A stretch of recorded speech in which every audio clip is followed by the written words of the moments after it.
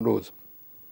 But I would like to focus on the laser, since after all I gave this title.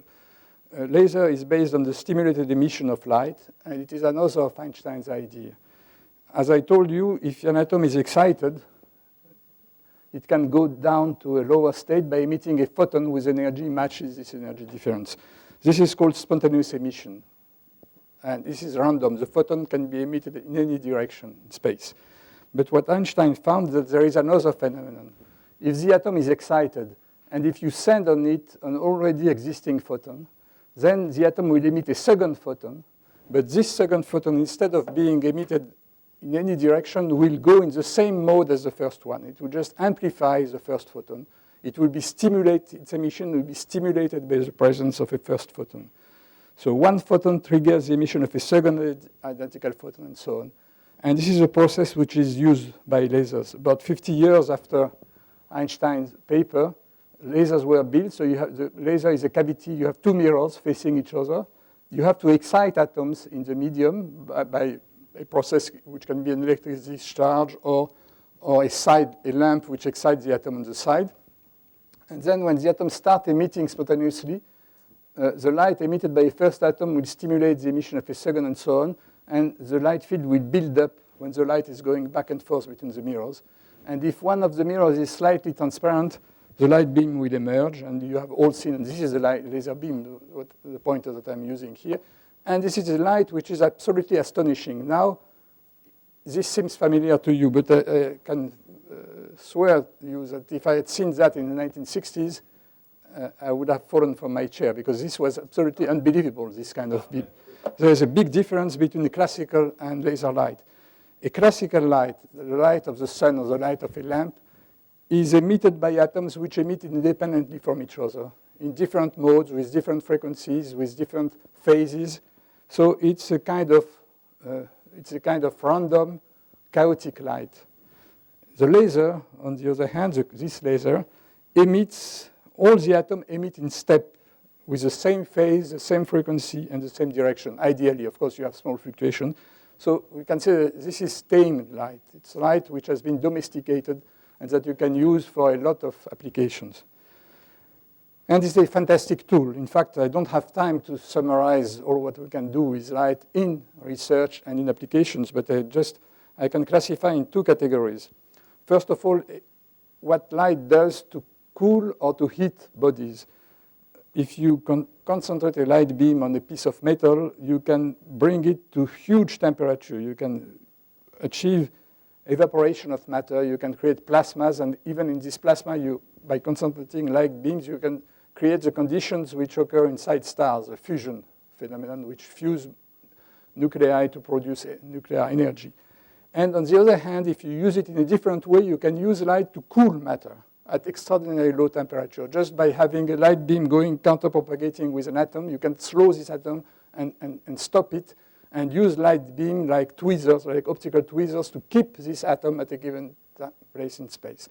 And you mentioned Claude Cohen-Tanuji, who gave I think he gave several talks about these cooling procedures, which lead to new phases of matter, exceedingly cold matter, which give rise to what is called Bose-Einstein condensation, ultra-cold matter, whose properties are quantum and which are very, very strange, and it's a very, very active field of research nowadays. Another aspect of light beams is that they can be ultra-stable. You can have a light beam which oscillates without skipping a bit,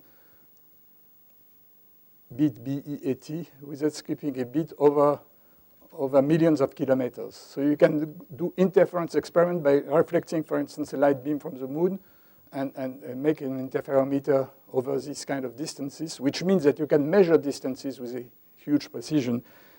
It also means if you superpose these light beams, you can perform by interference, obtain very short light pulses, pulses which are so short that they cross matter in a few attoseconds. An attosecond is 10⁻18 seconds, and you can use this small bullet of light to observe very fast phenomena in atoms, molecules, and solids. And you can use this very regular beating of light, oscillation, to build clocks which have an unbelievable precision. And I would like to finish this talk by saying a few words about the modern atomic clocks. But of course, I want also to say that this tool, I talk here only about fundamental research, but this tool is also, of course, essential in chemistry and biology and for applications in medicine, communication, and so on. We all know that the laser is everywhere in our daily life now. Before I talk about clocks, I would like to say a few words about the topic which got us, Dave Whalen, and to me, his Nobel Prize in 2012. It's the use of lasers to manipulate small quantum systems. So what Dave Whalen is doing in Boulder is that he traps atoms, charged atom ions, he traps them in a configuration of electrodes, and he uses a laser beam to cool the atoms and to send them in different states and to study these atoms by looking at the light that the atoms re-emit after excitation. That is the fluorescence of the atoms after excitation. And what we do in Paris is the opposite. We trap photons, in fact microwave photons, in a cavity, and we use a beam of atoms to manipulate the field inside the cavity and to get information about this field. And so these are the two sides of the same coin, manipulating non-destructively single atom with photons or single photons with atoms. And we call this in vivo physics because we don't destroy the particles that we observe. We look at the atoms, we manipulate them, they're still there. And in our case, we look at the photons inside the cavity, and we don't destroy them when we observe them. And in fact, in our experiments, the lasers are used to prepare the atom into Rydberg states, and I will say a few words about them. So we need lasers to manipulate the atoms before they serve us as probe for the photons which are inside the cavity. Controlling single quantum systems, which can be either atoms or photons, and now more and more artificial quantum structures, which are made of many, many atoms, but which have quantum levels, is a promising fundamental research field, which will certainly bring many surprises for communication, quantum information, metrology, and it's a huge field now where by manipulating systems which obey to quantum laws, and where quantum laws are not perturbed by phenomena which by their environment will allow us to do new things, but I don't have time to discuss that. I just give you an example here. These are 5 ions in a trap of Dave Whalen in Boulder. You see each ion looks like a small star shining because this ion is scattering into your eye the laser light. So each ion can scatter millions of photons per second because it is recycled, it emits and reabsorbs and so on. And so each atom appears as a small star. And it's blinking when the atom jumps from one level to another one. And by studying this blinking, you get a lot of interesting information. These are 14 calcium ions. And now you see you can also trap 30 ions. Now, each ion can code information between 2 levels. So look at how much information you have. Each atom is a 2-level system. It's called a quantum bit or qubit. And it can evolve not only in 0 and 1 state, but in a superposition of 0 and 1. Look at the last chain here, 30 ions. The number of states is 2 to the 30. 2 to the 30 is about 1 billion. So here in this small system, you have 1 billion quantum states, and all the superposition of this billion quantum states that you can think of. So this is a tremendous, it's a huge atomic abacus for quantum information, for storing and processing information. A few words about what we are doing. What we are doing in our experiment is to have Rydberg atoms interact with microwave photons. So the Rydberg atoms are obtained by just the reverse process of emission. We start from the ground state of an atom, and we use lasers to promote one electron very close to the ionization limit, the limit where the electron will be ejected. And once you are into this state, you can use radio waves or microwaves to explore a lot of different states until you reach one state, which is a circular atom, in which the electron is going on a circle around the nucleus. You can manipulate all this. The process is summarized here. You start with a small atom, and you get a huge atom in which the valence electron is going on a very large orbit. And this system is tremendously sensitive to microwaves. And this is a system which we are using in our experiments, so schematized in this way. If photons are in this cavity and atoms are crossing one by one, coupled to the field and extract information. What we have observed, for instance, are the quantum jumps of light. You see we have 4 photons, then 1 photon is lost, the second photon is lost, and so on. You can observe how the photons escape one by one from the cavity.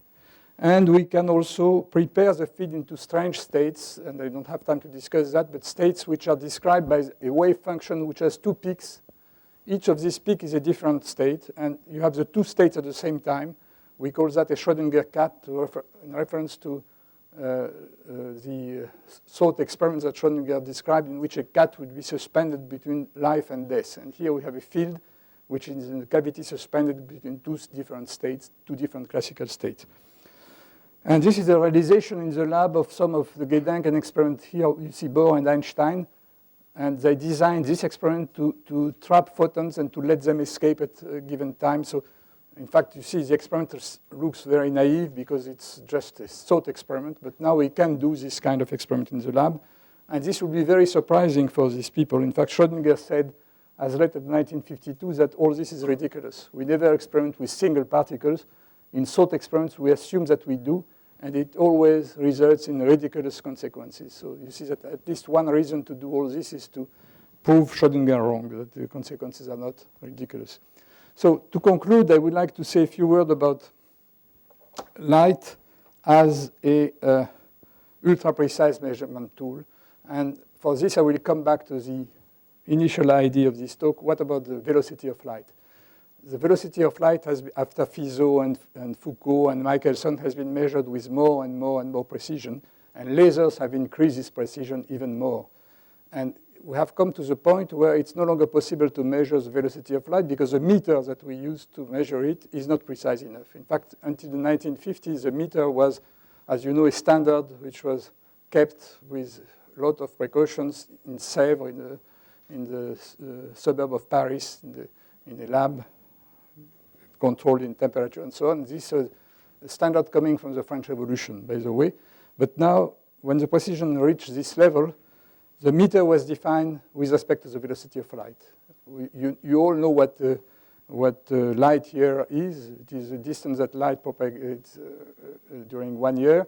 A light second is the distance light propagates during 1 second, but a meter is a fraction of a light second, which is given here, 1/299,792,104.58 meter per second.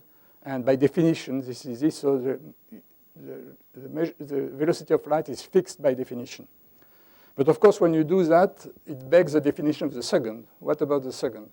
And again, the second has been now defined by electromagnetic measurements.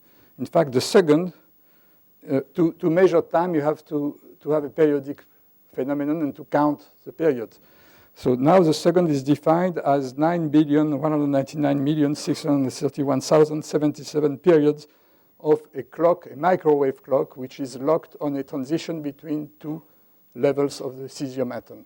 And this is a very precise definition. But in the future, we hope to do much better. We hope to go to an optical standard in which the second will be defined as this number that I don't dare to discuss, more than 500 trillions of periods of an optical clock, a clock which oscillates at an optical frequency, a period of the order of femtosecond, 10 minus 15 seconds. How can you build this kind of clocks, and what could